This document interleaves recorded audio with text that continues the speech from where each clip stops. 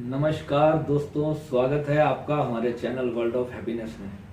दोस्तों, सबसे पहले प्रेम विराट की ओर से आप सभी को नए साल की 2021 की बहुत बहुत हार्दिक हार्दिक शुभकामनाएं। मैं आशा करता हूं कि आप इस साल जो है अपने जीवन में ध्यान और ज्ञान और भारतीय हमारे सनातन धर्म को अच्छी तरह से अपनाकर अपने जीवन को बहुत ही लाभान्वित करेंगे। और इस साल के अंदर मेरा एक संकल्प पहले से बन रहा था कि योग वशिष्ठ के बारे में जो है मैं आप सभी को बताऊंगा। और जो हमारे सनातन धर्म का सबसे बड़ा ग्रंथ है योग वशिष्ठ, इसके बारे में YouTube पे आपको बहुत सारे वीडियोस मिलेंगे। काफ़ी सारे लोगों ने इस पर अपना ज्ञान दिया है और अपनी जो है समझ से उसको वृतांत करने की कोशिश की है। परंतु अगर हम जिस मार्ग पे चल रहे हैं और मेरे जितने भी साधक हैं जो मेरे साथ ज्वाइन हो रखे हैं और वो सभी जो है ध्यान भी सीख रहे हैं और सब तरह की जो है साधनाएं वो लोग कर रहे हैं, और इसमें से बहुत से ऐसे लोग हैं जो कोई भगवान श्री राम को मानता है, कोई शिव जी को मानता है, कोई गणपति गणेश जी की आराधना करता है, कोई माँ वैष्णो देवी जी का भक्त है। तो हम सभी हिंदू सनातनियों को ये बात समझनी चाहिए कि हमारे धर्म के अंदर सबसे पूर्ण जो है कि हमें किस देवी देवता को अपना आराध्य मानना है और किसकी हमें साधना करनी चाहिए, किसका नाम जपना चाहिए। बहुत सारे लोग आप सब में से मेरे से प्रश्न करते हैं कि हम राम जी को जपें या शिव जी को जपें या हम गणपति जी का नाम लें या कौन से भगवान का, हम गायत्री मंत्र का पाठ करें या हम इतने सारे मंत्र हैं हमारे सनातन धर्म में, हम कौन से मंत्र को अपनाएं, कौन सी विधि से हम ईश्वर को प्राप्त करें। तो सभी के मन में यही बातें हैं। और मेरे एक बहुत प्रिय मित्र सज्जन हैं जिन्होंने मुझे योग वशिष्ठ के बारे में काफ़ी समय पहले बताया था। वैसे तो हमने जो भी हम सब विधियां ध्यान में करते आए हैं इतने सालों से, वो सभी जो चीज़ें हैं वो कहीं ना कहीं जो है हमारे इन्हीं सनातन धर्म से ही ली गई हैं और उनको अलग से ब्रांडिंग करके आप लोगों को पहुंचाया गया। यानी कि सब मसाला वही होता है और रेसिपीज अलग अलग बना के आपको रोज आप देखते हो, कभी आप मैकडोनल्ड्स जाते हो तो वहां पर भी वही बर्गर होता है, पर उनकी जो टिक्की होगी थोड़ी सी अलग होगी, उनका जो उसमें बन यूज किया जाएगा वो थोड़ा सा अलग होगा। तो मूलता क्या है, सब कुछ बना तो आटे से ही है ना। अगर आज मैकडोनल्ड का बन है वो भी आटे से बना है या मैदे से बना है, तो अंदर की जो अगर रहस्य अगर आप किसी चीज तक भी जाओगे, उसके स्वाद किसी तरीके से भी आप ले लोगे, परंतु जो है मूल रहस्य उस चीज का वही रहेगा जो वो सत्य है। तो योग वशिष्ठ भी एक ऐसा ही ग्रंथ है। तो मैं भी इसको पढ़ने के लिए आज ही मैंने अभी गीता प्रेस गोरखपुर की योग वशिष्ठ मंगाई है और मैंने अभी इसका बारे में कुछ भी अध्ययन नहीं किया है, पर ईश्वर की इतनी अनुकंपा है कि मुझे इसका अध्ययन करने की आवश्यकता भी नहीं थी, परंतु मैंने भगवत गीता से ही जो है अपने बात को समझ लिया, श्रीमद् भागवत से अपने ज्ञान को, भारतीय सनातन धर्म को समझा, शिव महापुराण में जो बातें कही गई उनको समझा, और विज्ञान भैरव तंत्र में 112 ध्यान विधियां जो दी गई हैं मैंने उसके बारे में पूरा जब समझा, सीखा, और ओशो से या जितने भी अन्य शिव योग हो गया या जितने भी अन्य इस देश के अंदर जो भी मां आनंद मूर्ति गुरु माँ जी हैं, उन सभी से मैंने जो है इस तरह के ध्यान और चीज़ों के बारे में जब नॉलेज इकट्ठी करनी शुरू करी और उनको मैंने प्रैक्टिकली सभी ध्यानों को, सभी विधियों को जो है मैंने अपने जीवन में अपनाया, तो उससे जो है मुझे परमात्मा के साक्षात अनुभव हुए। जो जो चीज़ें ध्यान के लिए आवश्यक होती हैं, लोग कहते हैं कि कोई अगर किसी को अपने अनुभव शेयर करता है तो वह गलत होता है। मैं कहता हूं कि हमें अपने बच्चों से, आने वाली जनरेशन से इस सत्य को, अनुभव को शेयर करना चाहिए। और अगर हम अपने बच्चों को ये सब नहीं ज्ञान देकर जाएंगे तो हमारे बच्चे उस सत्य से वंचित हो जाएंगे। बिल्कुल डेफिनेटली हमारे बच्चे उस सत्य से वंचित हो जाएंगे और वो भी जो है अंग्रेजों की पद्धतियों को अपने जीवन में अपनाएंगे और उन्हीं के त्योहार मनाते रह जाएंगे। सबसे पहले हमारे सनातन धर्म की मैं बात करूंगा तो इस धर्म के अंदर प्रभु श्री राम को ही परमात्मा माना गया है। रामायण जी ये कहती हैं कि जो परमात्मा पर ब्रह्म है वह श्री राम के रूप में उन्होंने अवतार लिया था।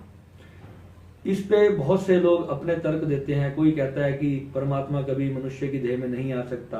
रामायण जी कहते हैं कि भय प्रकट कृपाला दीन दयाला, राम जी जो है वो माँ के गर्भ में आए ही नहीं, वह प्रकट हुए।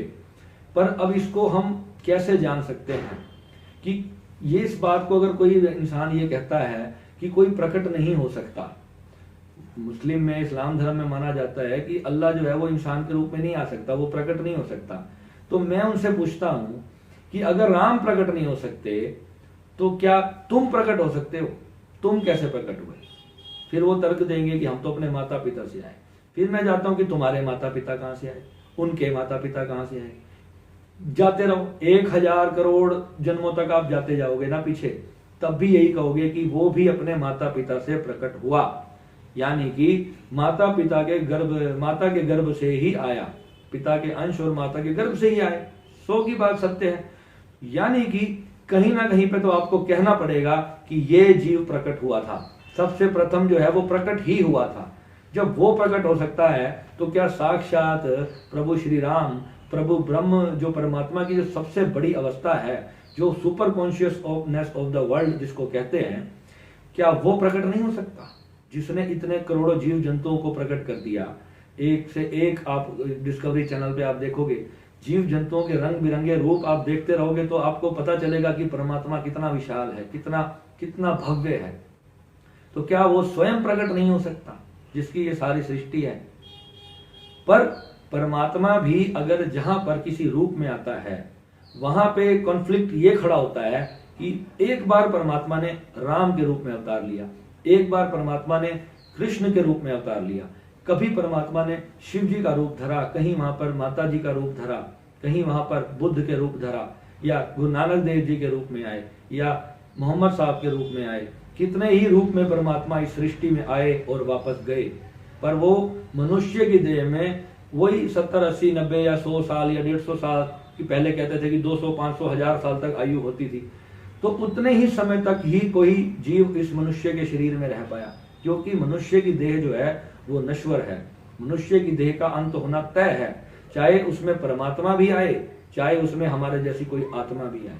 वास्तव में तो आत्मा ही परमात्मा है, परंतु जो पूर्ण ब्रह्म है वो जब अपनी पूरी कॉन्शियसनेस के साथ जब प्रकट होता है तो उसको सनातन धर्म के अंदर अवतरण कहा गया है। उसको कहा गया है कि ब्रह्म का अवतार हुआ, सगुण जब निर्गुण जब साकार रूप में जब प्रकट हुआ तो वो उसको प्रभु श्री राम कहा गया, उसी को श्री कृष्ण के रूप में कहा गया।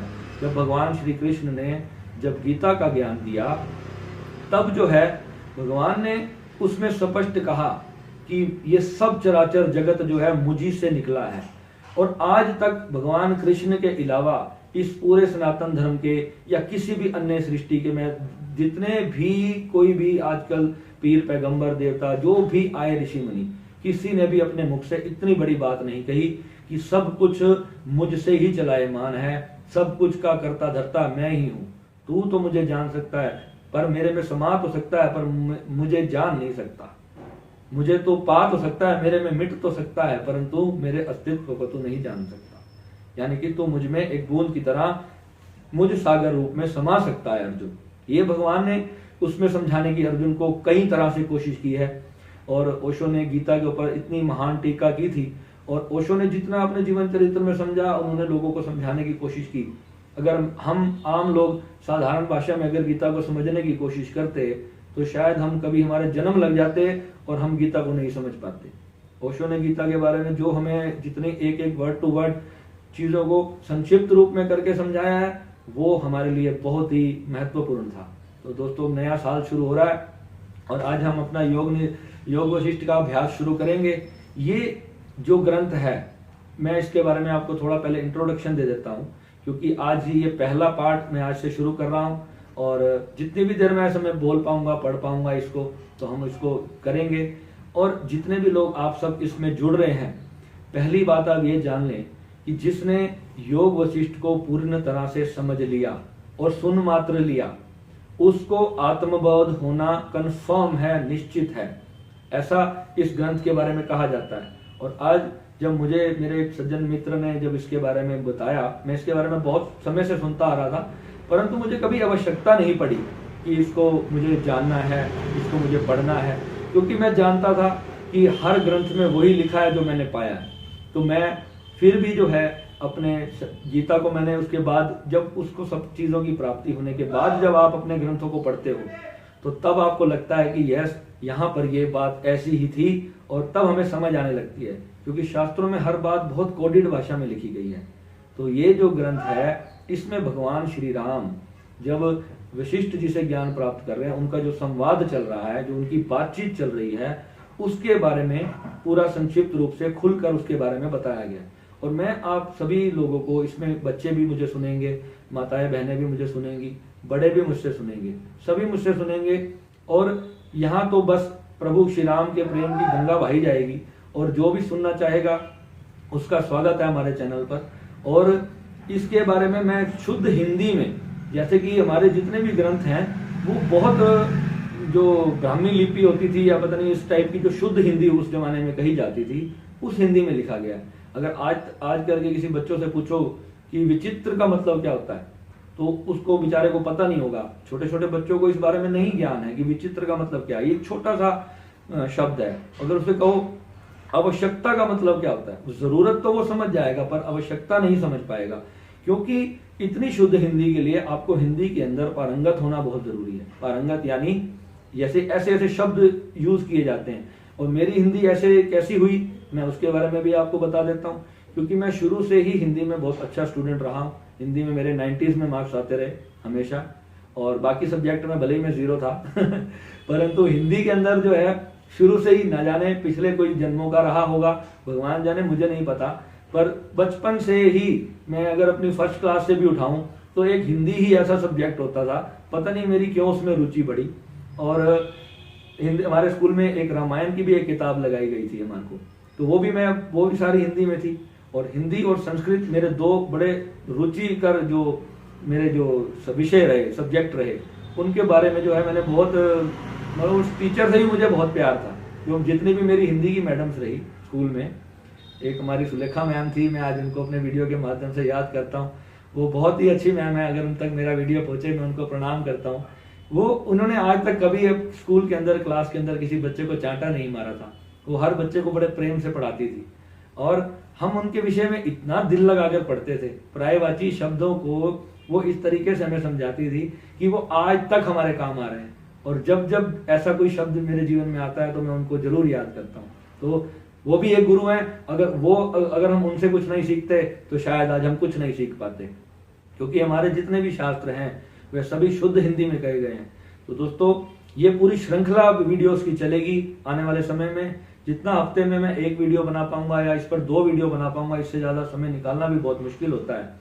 और जो है इसको आप जरूर अपने जीवन में सुने, इसको डेली पार्ट, इसमें आप अपना चैनल को आप पहले सब्सक्राइब करना, लाइक करना, और जो है बेल आइकन जरूर दबाना, क्योंकि जो भी नया पार्ट इसका आएगा तो आपको बेल आइकन के जरिए उसका एक नोटिस आएगा कि जो है अब ये इसका नया पार्ट आ चुका है। तो अभी आज का जो वीडियो है ये तो हमारा इंट्रोडक्शन में ही चला जाएगा। इसके इतने बड़ी जो है इसके बारे में मैं कहूँगा कि इतनी इसकी ग्रंथ की महानता है कि उसके बारे में बताने में ही आज का वीडियो जो है मेरा निकल जाएगा, और इतना लंबा समय एक वीडियो बनाना भी अच्छा नहीं है। तो दोस्तों, आज हम इसकी शुरुआत कर देते हैं। कुछ हम थोड़ा सा अंशात जरूर पढ़ेंगे और इसको पढ़ेंगे, और मैं उसको आप लोगों को जो है सरल हिंदी में समझाने की कोशिश करूंगा, ना कि शुद्ध हिंदी में, ताकि छोटे छोटे बच्चे भी जो हैं, जो हमारे सनातन धर्म के बच्चे हैं, उनको भी जो है इस महान दिव्य ग्रंथ का ज्ञान हो। तो दोस्तों, शुरू करते हैं। आज योग वशिष्ठ जी मेरे हाथ में है। जय श्री राम, जय श्री राधे। प्रभु का नाम लेकर के इस महान ग्रंथ का आज हम उद्घाटन करने जा रहे हैं, इसको शुरू करने जा रहे हैं। और आप जो है ये इसको भी, जो भी राम भक्त है वो इसको जरूर सुने। हर राम भक्त के लिए जो है राम और गुरुदेव वशिष्ठ जी का जो ये संवाद है, जीवन में बहुत ही ज्यादा काम आने वाला है। तो इसको आप जरूर सुने। तो दोस्तों, ओम श्री परमात्मा ने नमः, इसमें सबसे उच्च में पहला ही शब्द जो कहा गया है, पहला ही अक्षर जो इसमें कहा गया है, ओम श्री परमात्मा ने नमः, यानी कि सृष्टि के आरंभ में जो परमात्मा है उसकी बात की गई है। तो उसी को ही प्रणाम किया गया है, जिसको इस्लाम में अल्लाह भी कहते हैं, और उसी को शब्द कहते हैं, उसी को अक्षर ब्रह्म कहते हैं, वही परमात्मा है। योग वशिष्ठ इस सृष्टि के आरंभ से शुरू होती है। गुरुदेव वशिष्ठ जो है राम जी को जो ज्ञान इसमें दे रहे हैं, उन्होंने पूर्ण ज्ञान दिया है उन्हें। और रामायण में भी हमने देखा होगा कि गुरु किस तरह जो है लवकुश की वाल्मीकि जी कुंडलिनी को जागृत करते हैं स्पर्श मात्र से, तो उस सब के बारे में आएगा। आपके जीवन में ऐसा कोई भी विषय नहीं रह जाएगा अगर इस ग्रंथ को अगर आप समझ पाएं। और इसकी अंदर जो बहुत कठिन हिंदी जो लिखी हुई है उसके जो शब्दों का मैं आपको उसका जो विस्तार आपको आज शुरू कर रहे हैं हम करना, उससे जो है आप इसको जो समझेंगे तो बात ही कुछ अलग हो जाएगी और आप अपने सत्य धर्म को समझेंगे, ना कि इधर उधर कहीं भी भटकेंगे। तो आपको पहले पता चलेगा कि हमारे भगवान हैं कौन, हमें भक्ति करनी किसकी है। 30-40 साल अगर हमें ये जानने में लग जाते हैं कि हमारे भगवान कौन है तो हम पाएंगे कब। आजकल आयु कितनी रह गई हमारी, एक दिन का किसी का भरोसा नहीं, और इस जीवन को अगर हमने ऐसे ही व्यर्थ कर दिया तो शायद हम कुछ भी नहीं अपने जीवन में प्राप्त कर पाएंगे। इस ग्रंथ के बारे में कहा जाता है कि इसको पढ़ते पढ़ते ही आत्मबोध हो जाता है, यानी कि इसके अंदर पढ़ते पढ़ते ही आपका स्वतः ध्यान लगना शुरू हो जाता है। इसमें साक्षी भाव के बारे में जो गुरुदेव ने जो प्रभु श्री राम जी को इंस्ट्रक्शंस दी हैं, जो गाइडलाइंस उनको दी हैं, उससे ही पढ़ने वाले व्यक्ति का भी ध्यान लगना शुरू हो जाता है। और आप जब इसको अब इसमें जो मैं उस लाइंस को जब मैं प्रयोग करूंगा तो मैं उसी तरह प्रयोग करूंगा जिस तरह की मैं अपने गाइडेड मेडिटेशंस के अंदर देता हूं, तो उस तरह जो है आपको भी काफी सारा इसका समझ आएगा। तो हम शुरू करते हैं। श्री गणेशाय नमः। गणपति जी का जब नाम लेके कोई कार्य किया जाता है तो वो सदा सदा हमेशा पूर्ण फलित होता है और भगवान गणपति गणेश की कृपा रहती है और वो कार्य हमेशा सक्सेसफुल रहता है। तो मेरा तो संकल्प यही है कि मैं मर भी जाऊं तो मेरे मरने के बाद ये वीडियो पड़े रहेंगे यूट्यूब पे, जो भी आएगा कभी तो उसको देखेगा, किसी के तो हाथ ये लग जाएगा, और जब किसी के हाथ लगेगा तो मैं कुछ इतना तो करके जाना चाहता हूँ कि मरने के बाद भी मेरे जो है मैं अपने सनातन धर्म का नाम अमर करके जाऊं। कोई यही कहे कि लवकेश प्रेम विराट एक ऐसा बंदा था जो कि अपने धर्म के लिए कुछ सत्य चीज बना के गया। जैसे आज हम अपने जितने भी हमारे दिव्य महान पुरुष पहले आए, जिन्होंने आज हमारे लिए सारे सनातन ज्ञान को जो है सरल भाषाओं में हम तक पहुंचाया है, वीडियोस के माध्यम से, शास्त्रों के माध्यम से। ये शास्त्र हमारे पास नहीं होते तो सोचो आज हमारी हालत भिखारियों से भी गंदी होती। जो आज हमारे पास ये ज्ञान लिखित में था तभी तो आज हम इतनी बात कर पाते हैं ना, नहीं तो हमारे ना मंदिर होते, ना गुरुद्वारे होते, ना मस्जिद होती, कुछ भी ना होता। तो इसीलिए जो जीवन में आए हैं तो कुछ अच्छा ही कर जाएं इसी बहाने। ठीक है जी, अब ज्यादा समय नहीं लेते और हम एक आज का छोटा सा अध्याय शुरू करेंगे। इसका पहली ही लाइन में यहाँ पर सृष्टि के आरंभ के बारे में कहा गया है। सृष्टि के आरंभ में क्या था इसके बारे में कहा गया है। सृष्टि के आरंभ में संपूर्ण भूत जिनके प्रकट होकर प्रतीति के विषय में होते हैं, स्थिति काल में जिनमें ही स्थित हो जाते हैं और प्रलय काल आने पर जिनमें ही लीन हो जाते हैं, उन सत्य स्वरूप परमात्मा को नमस्कार है। आज सिर्फ एक स्टैंजा मैं इस वीडियो में ले रहा हूं और आज सिर्फ परमात्मा के बारे में ही बोलूंगा, क्योंकि यही मैंने अभी पढ़ा। मैं तो इसको आज लेकर भी आया था तो सिर्फ अपने पढ़ने के लिए लाया था, और जब मैंने इसको पहली ही लाइन को जब मैंने पढ़ा तो मुझे लगा कि इस पर जो है टीका शुरू की जाए, और मैं खुद भी पढ़ूंगा और साथ साथ पढ़ाऊंगा भी, तो बहुत मजा आएगा। हमारा एक अच्छा समय बीतेगा प्रभु के चरणों में। तो सृष्टि के आरंभ में परमात्मा के बारे में वशिष्ठ जी क्या कह रहे हैं कि सृष्टि के आरंभ में संपूर्ण भूत, यानी अब भूत को बच्चे समझेंगे संपूर्ण भूत क्या होता है। संपूर्ण भूत यानी कि यहाँ पर कहने का मतलब ये है कि ये जितना भी हम देख रहे हैं, जल, जो भी आकाश, अग्नि, वायु, पत्थर, पहाड़, जो भी जीव जंतु, ये गाड़ियां, बसें, लोहा, लकड़, जो कुछ भी जो मटेरियल वर्ल्ड है, जो भी हमें दिखाई दे रहा है, चाहे वो कुछ भी है, चाहे मैं हूं, आप हो, संपूर्ण भूत जिसमें स्थित थे सृष्टि के आरंभ में, यानी कि अभी तक सृष्टि आरंभ ही नहीं हुई थी। तो यहाँ पर ओशो ने तो कहा था कि सृष्टि सदा से है। हमारा सनातन धर्म उसको कहता है कि सृष्टि सदा से नहीं है, सृष्टि की रचना होती है और प्रलय भी होती है, और सृष्टि स्थित अभी अभी दिख रही है, सब कुछ सही चल रहा है, और जब एक स्वास्तिक चक्र कंप्लीट होता है तो सृष्टि जो है वापस उसी शून्य में समाप्त हो जाती है, लीन हो जाती है। ये हमारे हर शास्त्र में लिखा हुआ है। अगर आप भागवत को पढ़ेंगे और शिव महापुराण को पढ़ेंगे तो उसमें आपको इसकी पूर्ण जानकारी दी गई है। तो यहाँ पर उस परमात्मा निराकार ब्रह्म की बात हो रही है, क्योंकि अब उस चीज को, निराकार ब्रह्म को हम अपने ध्यान के जरिए जान भी चुके हैं, तो हम समझ पा रहे हैं कि वास्तव में हमारा मूल स्वरूप तो वही है। हम एक कॉन्शियसनेस है, हम एक चेतना है। तो जब सिर्फ परमात्मा जब अकेला था तो तब क्या था, सब कुछ उसी के अंदर समाया हुआ था, यानी कि एक एनर्जी थी। अब मैं इसको साइंस की भाषा में आपको बताने जा रहा हूं कि अभी रिसेंटली अमेरिका ने जब एटम वगैरह को तोड़ने की कोशिश की, ना जाने कितने अरबों खरबों डॉलर का उस पर खर्चा आया, और उन्होंने एटम को तोड़ डाला, और उन्होंने इसके ऊपर संक्षिप्त अपना एक वर्णन दे दिया कि एटम को तोड़ने के बाद कुछ नहीं बचता, यानी कि वो सब शून्य हो जाता है, समाप्त हो जाता है, उसके बाद कुछ है ही नहीं। सोचो इतना बड़ा पहाड़ है कोई, अगर हम उसको तोड़ते तोड़ते तोड़ते तोड़ते तोड़ते एक कण पर ले आए, एक सृष्टि के प्रारंभिक कण पर ले आए, इसको अणु कहा गया है, परमाणु भी कहते हैं, अणु भी कहते हैं। और जब उसको भी, जब जिसको तोड़ा नहीं जा सकता था, असंभव था, उसको भी उन्होंने रिसर्च वगैरह करके अपने साइंटिफिक जो भी उन्होंने ज्ञान लगाया, ऐसी एक मशीन बनाई, और उस मशीन से जो है उस अंतिम कण को भी उन्होंने तोड़ दिया, यानी उसको दो भागों में बांटा ही नहीं जा सकता। वो इतना सूक्ष्म था कि उसको दो भागों में बांटने का मतलब था कि उसका नष्ट हो जाना, वो इतना सूक्ष्म था।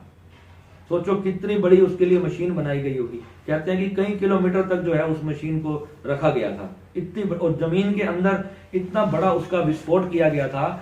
जब जो है उसको एटम वगैरह को जब तोड़ा गया, तो तब जो है इतना बड़ा उसमें विस्फोट किया गया, उस मशीनरी इस तरह की वो बनाई गई अमेरिका के द्वारा। और जब उसको तोड़ा तो फिर उसको वो गायब हो गया, यानी कि कुछ था ही नहीं। यानी कि जो ये पहाड़ जो था, हम उसको तोड़ते, एक सृष्टि का जो कण है, चाहे वो कितना बड़े पहाड़ से आया हो, है तो वही ना। जब हमने उसको ही तोड़ डाला, यानी एक पूरे पहाड़ को भी अगर हम धीरे धीरे धीरे धीरे तोड़ते चले जाएं, तो वो सब एक पूरा का पूरा पहाड़ जो है वो उसी शून्य में लीन हो जाएगा, गायब हो जाएगा। कैसे गायब हो जाएगा, अब जरा सोचो। यानी कि जो सब कुछ बना है वो सब एनर्जी से बना है, ऊर्जा से बना है, परमात्मा से बना है। और हम इसको, साइंस ने उसको एनर्जी कहा है, सनातन धर्म में उसको ईश्वर कहा है, उसको परमात्मा कहा है, उसकी हम लोग भक्ति करते हैं। और वो उसी तरह है, वो जो जो जिसको शून्य जिसको कहा गया है, वो ऐसे ही एक परम कॉन्शियसनेस है। जैसे आपके अंदर आप बात करते हो, आप देखते हो, आप सुनते हो शरीर के माध्यम से, ऐसे ही वो परमात्मा भी एक कॉन्शियसनेस है, एक चेतना है। और आप सब जो हो उसी परमात्मा की एक कण मात्र हो, एक इतना सा कण। सोचो कि वो एक बहुत बड़ा समुद्र है कॉन्शियसनेस का, और आप कॉन्शियसनेस की एक छोटी सी आत्मा हो, एक कण बिंदी जितने। तो सोचो हमारा इतने बड़े विराट अस्तित्व का, जिसके बारे में बताया गया है कि करोड़ों अरबों नक्षत्र हैं, इसमें तारे, सूर्य मंडल, ना जाने पता नहीं क्या क्या है। सोचो कितना बड़ा परमात्मा है। और हम सोचते हैं सृष्टि में मैं फलाना, मैं ठिकाना। सोचो हमारी औकात क्या है सृष्टि के अंदर, हम कुछ भी नहीं है भगवान के आगे। तो इसलिए हम उसको प्रणाम करते हैं, उसकी भक्ति करते हैं, और कहते हैं कि हे प्रभु, हमें जो है अपने भीतर हमें लीन कर ले। तो दोस्तों, ये पहली लाइन आज मैं इस वीडियो से शुरू कर रहा हूं, और जो है हमने इसके बारे में आपको आज परमात्मा के बारे में बताया कि सृष्टि के आरंभ में जो है परमात्मा ही था। और अब जो सृष्टि है अभी हमें स्थित दिखाई दे रही है, अभी ये चल रही है। और जब प्रलय काल आता है, अब इसमें आगे प्रलय काल के बारे में भी सब आएगा धीरे धीरे, जब हर एक चीज इस ग्रंथ में लिखी गई है, और हर वो चीज आपको इसमें हिंदी में पढ़ के, सरल हिंदी में आपको मैं समझाने जाऊंगा। और आप दोस्तों ये पूरी श्रृंखला जो है आप देखना, इसको मिस मत करना। बहुत ही जीवन आनंद से भर जाएगा जब आप अपने ईश्वर के बारे में और अपने बारे में इतना कुछ जब आप जानोगे। प्रलय काल में वो सब कुछ जो है उसी में वापस समा जाता है। तो कैसे समाता है वो सब आएगा इसके अंदर, किस किस तरह। जब जन्म के बारे में अभी आएगा, और चल तो रहा है, हम देख ही रहे हैं कैसे संसार ऑटोमेटिक चलता है, कैसे कहते हैं ना कर्मों के आधार पे चलता है। कर्म के बारे में भी आएगा, इसमें एस्ट्रोलॉजी के बारे में भी आएगा, ज्योतिष विज्ञान क्या है, लॉ ऑफ अट्रैक्शन क्या है, हाँ, थॉट्स विचार क्या है, हमारे जो 5 शरीर है वो क्या है, आत्मा क्या है, ब्रह्म क्या है, अनंतनाथ क्या है, हर चीज के बारे में इस ग्रंथ के अंदर पूर्ण जो है जानकारी दी गई है। और इसको हम धीरे धीरे जो है सरल हिंदी में जब आपको मैं समझाते हुए करवाऊंगा, तो बहुत आपको भी मजा आएगा और मुझे भी आएगा। मुझे तो पहली लाइन से इतना मजा आ रहा है कि मेरा इंटरेस्ट इतना बन गया कि मैं अब पूरा आगे इसमें जाऊंगा। तो ठीक है दोस्तों, अब जो है अभी के लिए मैं अलविदा लेता हूँ, और नेक्स्ट वीडियो में जो है इसका अगला पार्ट बनाऊंगा।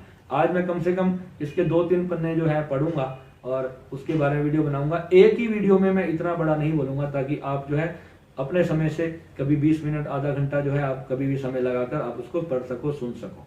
ठीक है दोस्तों, नमस्कार, जय श्री राम।